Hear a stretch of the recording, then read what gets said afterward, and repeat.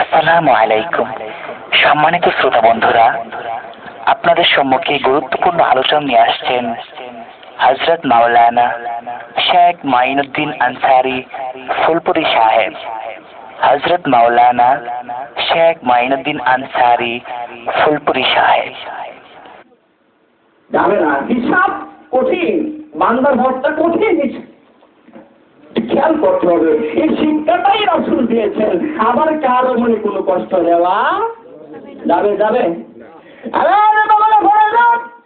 আমার নবী উম্মতের দরদি গুনাহগারের বন্ধু যেদিন দুনিয়া থেকে বিদায় হয়ে যাবেন, এর কয়েকদিন পড়বেন আমার নবী উম্মতের দরদি গুনাহগারের বন্ধু অজ্ঞান হয়ে পড়ে গেলেন।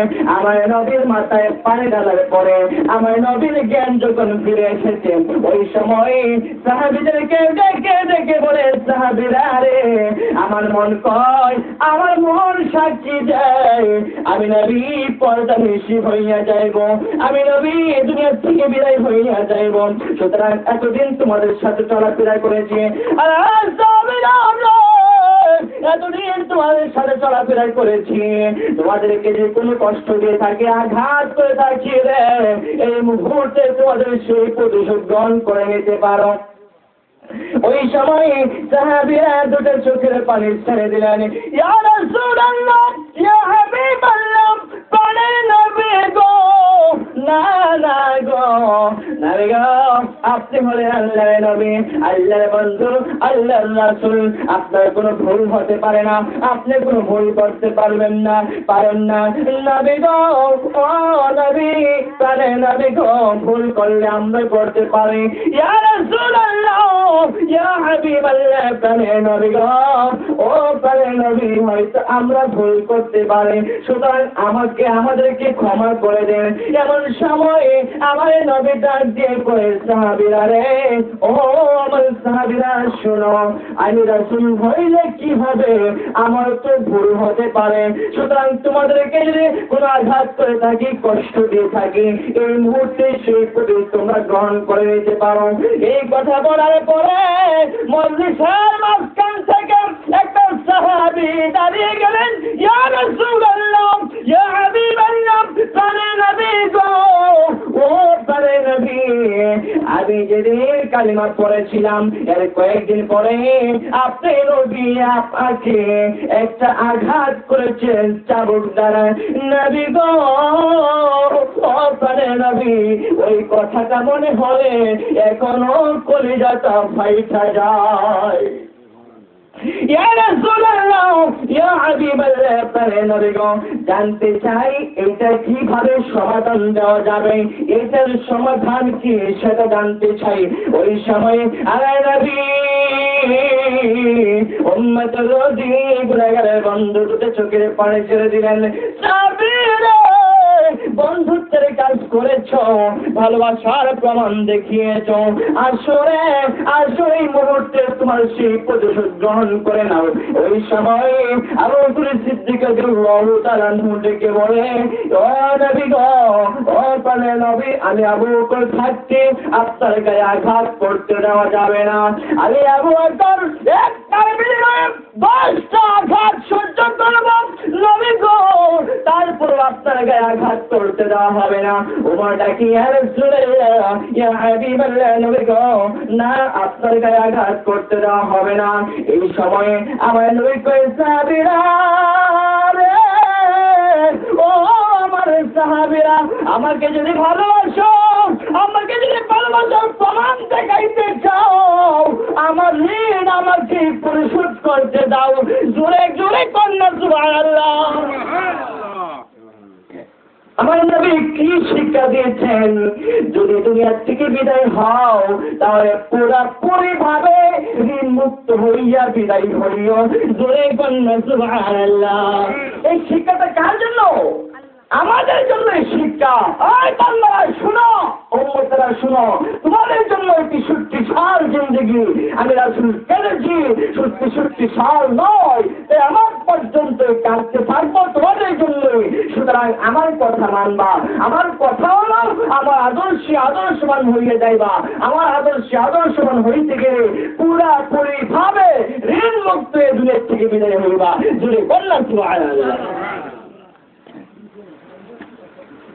রাসূল পাক সাল্লাল্লাহু আলাইহি ওয়াসাল্লাম যখন বলেছেন আমাকে যদি ভালোবাসো আর আমাকে ভালোবাসার প্রমাণ দেখাইতে চাও তাহলে তোমরা চুপ হয়ে যাও, আমার ঋণ আমাকে পরিশোধ করতে দাও। জোরে বললাম সুবহানাল্লাহ। আমার নবী এই কথা বলার পরে সব সাহাবীরা চুপ হয়ে গেলেন। ওই সাহাবীটা ওই যুবকটার সামনে দিকে অগ্রসর হইতেছে। আমার নবীজির কাছে যখন চলে এসেছেন, আমার নবীটাকে সাহাবীরে আয় রে তোর প্রতিশোধ এই মুহূর্তে গ্রহণ করে নে। আমি নবীকে দুনিয়ার থেকে বিদায় হয়ে যাব, ঋণ মুক্ত হয়ে বিদায় হইব, আমাকে চিরতরে ঋণ মুক্ত করে নে। ওই সময় আমার নবী এই কথা বললে সাহাবীটা নবীজির কাছাকাছি আসলে তখন আমার নবী ওই সাহাবীর হাতে চাবুক তুলে দেন। সাহাবী রে তোর প্রতিশোধ এই মুহূর্তে গ্রহণ করে নে।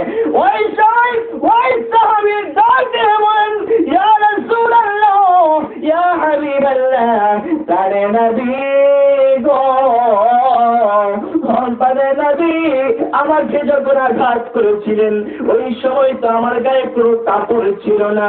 নবী গো জানতে চাই এখন তো আপনার গায়ে জুব্বা মুবারক পরানো আছে। যদি বললাম সুবহানাল্লাহ, আর যদি বললাম সুবহানাল্লাহ। ইয়া রাসূলুল্লাহ ইয়া হাবিবাল্লাহ, তারে নবী গো ও তারে নবী জানতে চাই আপনার গায়ে তো এখন জুব্বা মুবারক পরানো আছে, আমাকে যখন আঘাত করেছিলেন আমার গায়ে তো কোনো কাপড় ছিল না, এখন আমি যে প্রতিশোধ গ্রহণ করব সঠিকভাবে প্রতিশোধ গ্রহণ করা হবে কিনা এই কথা বললে আমার নবী চোখের পানি জোরে জোরে করে ছেড়ে দিলেন। সাহাবীরে আয় রে আয়, ভালোবাসার প্রমাণ দেখিয়েছ, আমার মন সাক্ষী দিয়েছে আমি বুঝি পরিপূর্ণভাবে ঋণ মুক্ত হইয়া দুনিয়া থেকে বিদায় হইতে পারবো, পরদানিশী হইতে পারবো। জোরে জোরে কন্যা সুবহানাল্লাহ। আসলে সুবহানাল্লাহ আওয়াজটা হয় না কেন বুঝলাম না। আসলে সুবহানাল্লাহ বললে কি টাকা লাগে, পয়সা লাগে, গুনাহ হবে, গুনাহ হবে, কেউ কি আঘাত করবে? হতে পারে আজকের এই ইমানের আওয়াজে কাল কিয়ামতের মাঠে নাজাতের কারণ হয়ে যেতে পারে। সুতরাং আলহামদুলিল্লাহ সুবহানাল্লাহ আল্লাহু আকবার এগুলি আওয়াজ ইমানি আওয়াজে ইমানের সাথে কলমের সাথে ধাক্কা দিয়ে বলবেন। রাজি আছেন? সবাই রাজি আছেন? একটু হাতটা তুলে দেখেন তো কে কে রাজি আছেন? নারায়ে তাকবীর, নারায়ে তাকবীর, নারায়ে রিসালাত, ইয়া রাসূলুল্লাহ। সবাই রাজি আছেন তো? সবাই আলহামদুলিল্লাহ আল্লাহু আকবার সুবহানাল্লাহ এই আওয়াজটি ভালো করে দিয়ে সবাই রাজি আছেন ইনশাআল্লাহ। আসুন সামনে বাড়ি বলতেছিলাম আমার নবী উম্মতের দরদি গুনাহগারের বন্ধু তখন ডাকতেছে, আমার মন সাক্ষী দেয়, আমার মন কয় আমি নবী দুনিয়া থেকে পরিপূর্ণভাবে ঋণ মুক্ত হইয়া বিদায় হইতে পারবো। তখন ওই সাহাবীটা এই কথা বললে আমার নবী জুব্বা মুবারকটা খুলে দিলেন। জুব্বা মুবারক খুলে দিলাম গো, তোমার প্রতিশোধ তুমি এই মুহূর্তে গ্রহণ করতে পারো। ওই সময় সাহাবীদের সম্মুখ দিকে অগ্রসর হইয়া আমার নবীর কাছাকাছি এসে আমার নবীর গাল মুবারকে মোহরের মধ্যে চুমুক খাইয়া আমার নবীর পাও মুবারকে ওই সাহাবী পড়ে গেছে। জোরে জোরে কন্যা সুবহানাল্লাহ। ওই সাহাবীটাকে ইয়া রাসূলুল্লাহ ইয়া হাবিবাল্লাহ, তারে নবী গো না না গো আপনি কোনোদিন আমাকে আঘাত করেন নাই, আপনি কোনোদিন আমাকে কষ্ট দেন নাই, আপনি কোনোদিন আমাকে মারধর করেন নাই।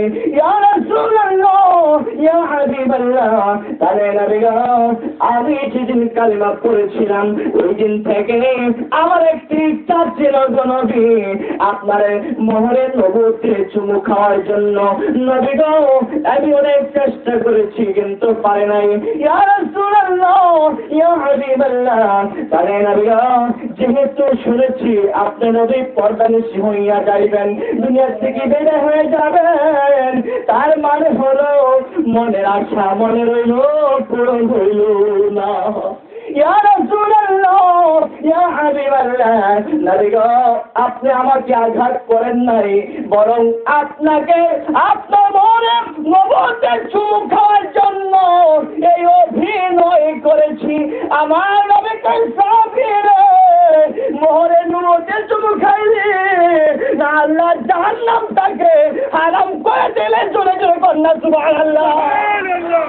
যে নবীর মোহরের নবুয়তের চুমু খাইলে জাহান্নামটা হারাম হয়ে যায়, জান্নাত ওয়াজিব হয়ে যায়, ওই নবীর কথাগুলো মানা আমাদের দরকার আসেনি, আসেনি।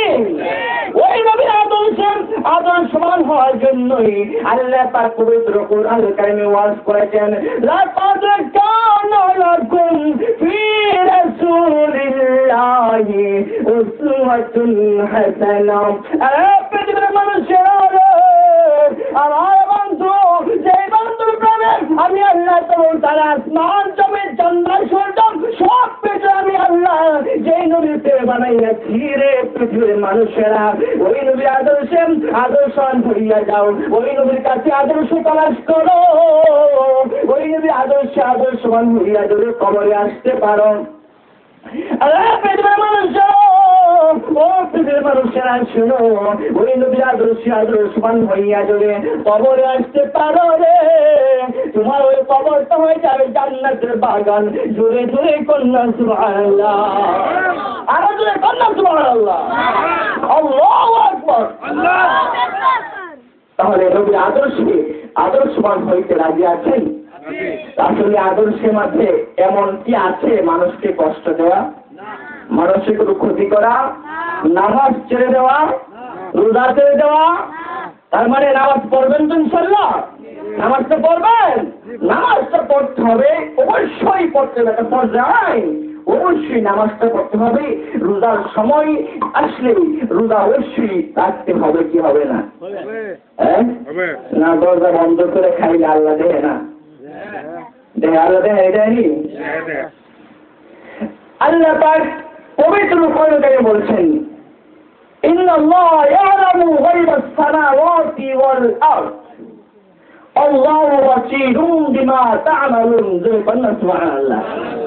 আল্লাহ বলেন, আকাশের নিচে জমির উপরে যা কিছু আছে সব কিছু আল্লাহ দেখেন। সুবহানাল্লাহ। এমনকি যে বান্দারা ঘরের ভিতরে দরজা বন্ধ করিয়া কোন সময় কি করে ওইটাও আল্লাহ দেখেননি। আবার পানি নিচে দেখে না, পানি নিতে আল্লাহ পাওয়ার করে না। তোমাদের বাসন যদি কেউ দরজা বন্ধ করে খায় আল্লাহ দেখেননি। আর যে বেশি পানি পিয়াস লাগবে, পানির পিপাসা হয়তো খুব বেশি, কারণ বড়দেরও সমস্যা, বাইরের সমস্যা, দোকানেও সমস্যা, এখন খাইব কই গিয়া। এখন একটা পথ আছে, পুকুরের মানে পানির নিচে ডুব দিয়ে যদি খায় আল্লাহ দেখবেনি, দেখবে এই শক্তি আল্লাহ আছেনি। সুতরাং আল্লাহ বান্দা যেখানে যা কিছু করে ওইটা আল্লাহ দেখার শক্তি আসেনি। আল্লাহ যদি দেখেন তাহলে বোঝা গেল কি আমি যাই করতেছি আল্লাহ সবগুলি। এটাই আল্লাহ তাআলা পবিত্র কোরআনে বলছেন, ইন্নাল্লাহা ইয়ালামু গায়বাস সামাওয়াতি ওয়াল আরদ ওয়াল্লাহু বাসীরুম বিমা তা'মালুন। এই পৃথিবীর বুকে আসমানের নিচে জমিনের উপরে ওই দৃশ্য যাহা দেখা যায় না, সবকিছুই আল্লাহ পাক দেখেন, সবকিছুই আল্লাহ পাক জানেন, শোনেন। এমনকি বান্দারা যে যেখানে যারা কিছুই করে সবকিছুই আমার আল্লাহ তাআলা দেখেন। জোরে জোরে কন্যা সুবহানাল্লাহ। রাসূলের আদর্শে বলতেছিলাম এটাই যে রাসূলের আদর্শবান হইতে গেলে